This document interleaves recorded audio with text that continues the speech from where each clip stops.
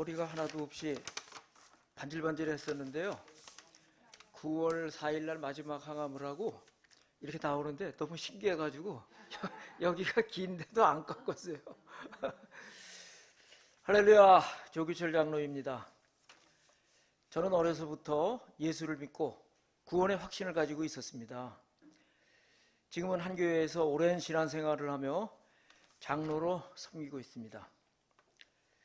2021년 12월 초 2년에 한 번 하는 건강검진을 한 결과 위축성 위염이라고 했고, 5개월 후에 우연히 국민건강공단 홈페이지에 들어가니 여기에는 장상피 화생이라고 되어 있어서 기왕이면은 위축성 위염보다는 한 단계 위인 장상피 화생에 대해서 대비하는 것이 좋겠다, 이런 생각을 가졌고요.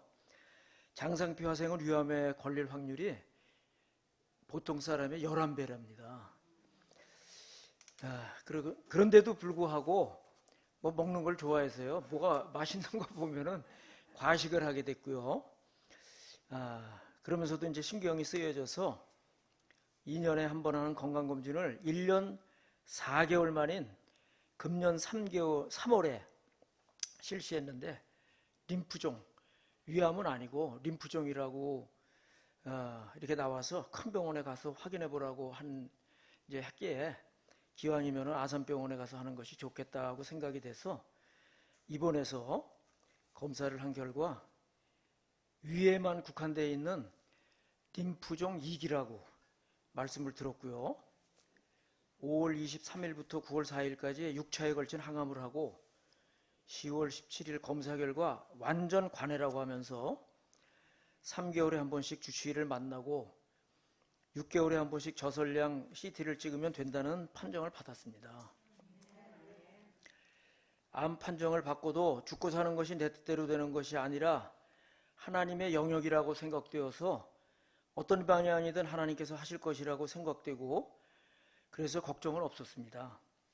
너무 태평하니 부인의 친구들은 울며 걱정하는데 왜 이렇게 태평하냐고 핀잔도 들었습니다. 하루는 이 권사님이, 어떤 날은 저 권사님이 항암을 시작하면 힘들다며 먼저 몸보신해야 한다고 밥까지 사주셨습니다.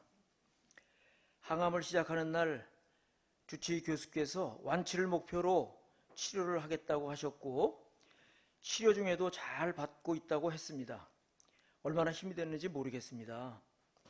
저도 항암 부작용으로 구강의 염증이 심해서 입맛은 없었지만 하나님의 은혜로 거부 없이 몇 끼를 잘 먹어서 기기호중구가 정상으로 한 번의 연기도 없이 항암을 했습니다. 2차 항암 날 6월 12일에 소사일 입소 선배이며 이곳에 전도 폭발을 도입한 김순정 권사의 소개로 이성일 목사님 면담 후 입소하게 되었습니다.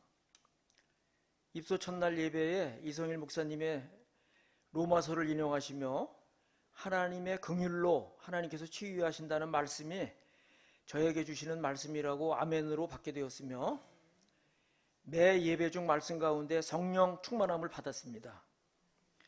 평소에는 한 주 2, 3회 드리는 예배도 힘들었는데 그런 형식 가운데 있었지만은 이곳 소사일에서 생활하면서 하루 2번의 예배와 성경 통독, 중보기도까지 한 번도 빠지지 않고 시간이 오기를 기다렸으며, 그때마다 형식적인 믿음 생활이었던 나를 돌아보게 됐습니다.